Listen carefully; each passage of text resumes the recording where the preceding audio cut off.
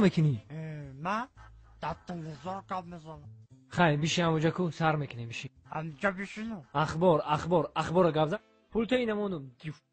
السلام علیکم تماشاگران عزتمند. اینک برنامه تلویزیونی اخبار است رئیس فیلم توسط به شما میستر کلی. هفته سپشل در شهر دوشنبه در چششون کردن.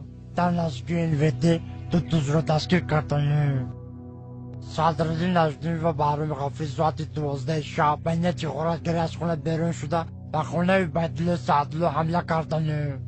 عبیدالله سعدلو در حالت مست خواب بوده. از کاسه عبیدالله سعدلو 180 درم، از درون شوفانیر عبیدالله سعدلو چیزهای قیمت بها، توفلی میکا، دو پرکالو، دو پشکه چای، دو پرنسکی و دو ترکانی خونه رو زیر کرده گریختن. از این کارها سردار گروه میلیسیا حسن چیلا خبر شده با کارگردان کرپسه جمهوری تاجیکستان خبر داده.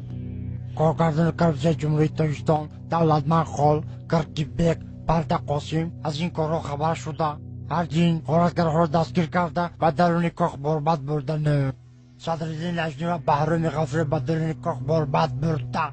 صدرالدین نجمیدین زدن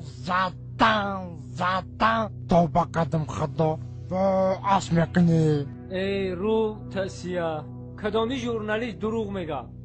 تو در تلویزیون گپ زدی تو رو تمام جهان تماشا میکنه. تو دروغ میگی؟